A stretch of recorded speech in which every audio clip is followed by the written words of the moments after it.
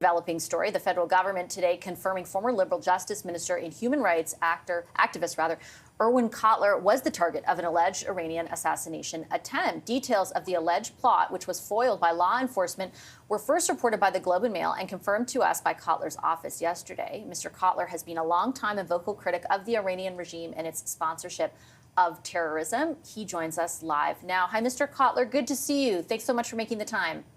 Not at all. Good to speak with you. How are you, first of all? I'm glad to see you safe and sound. How are you doing, though, with this information? I guess you've known about it for a bit, but being in the public domain now.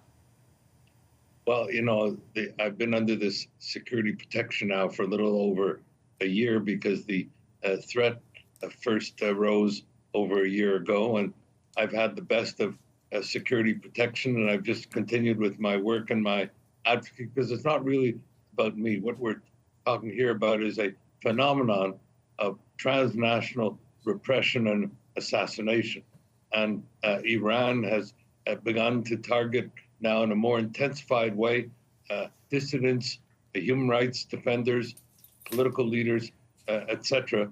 And it's a phenomenon that represents really a threat to our national security, our national sovereignty, our collective human rights. And so the community of democracies has to see this, in my case, as one illustration of it, as really a wake-up call for the community of democracies to hold the Iranian regime accountable, to combat their culture of impunity, and in particular, to show solidarity with the Iranian people who are the targets of massive domestic repression, along with the Iranian transnational repression. It's a confluence of both.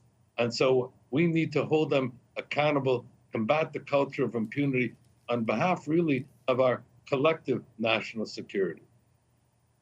And I do want to ask you about the mechanisms to do that in a second. But first, I think I speak on behalf of a lot of Canadians who read that news yesterday with great concern for you.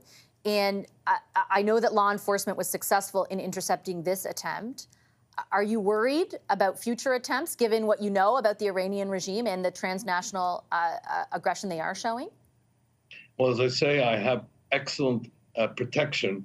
And at this point, I don't worry about it because I think part of the objective of the Iranian regime is to silence, to intimidate, to harass. And I think we cannot indulge that. We have to, on the other hand, as I say, combat it.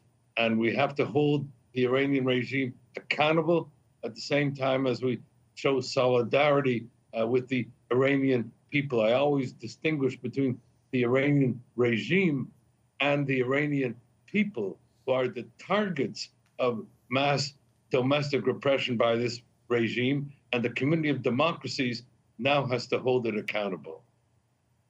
So when you talk about holding it accountable, I remember interviewing you a multitude of times in which you talked about listing the IRGC as a terrorist entity. That finally happened in June. We spoke to Masih Alinejad yesterday, who talked about more coordination among the G7 in particular against sort of the alignment of Iran and other autocracies. What can the federal government do, in your view, former minister, I should say, Mr. Cotler, in order to seek and accomplish the kind of accountability you're describing?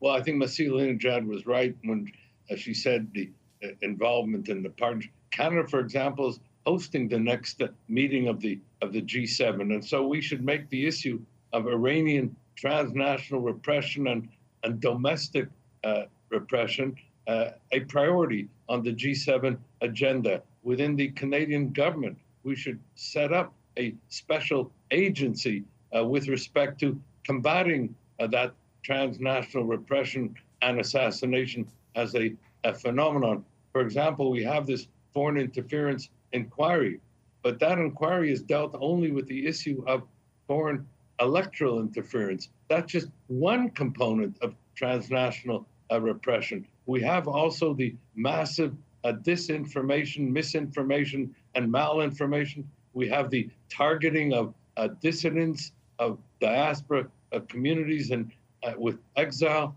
We have the targeting of journalists. We have the targeting of human rights defenders. And in particular, we have also the targeted assassinations that we see. And I'm just one example of it. But as I said, we've seen this elsewhere. So we need a particular department to deal with it. We need a victims framework that can kind of hotline with regard to those who are the targets of this national repression. And we have to see to it that we work in a concerted way amongst the community of democracies and make this a priority on our agenda as a matter of principle and policy. Okay, Mr. Kotler, I'm going to leave it on that note. I'm glad to see that you're doing well, and I appreciate you making the time for the conversation tonight. Thank you so much. Not at all. Good speaking with you.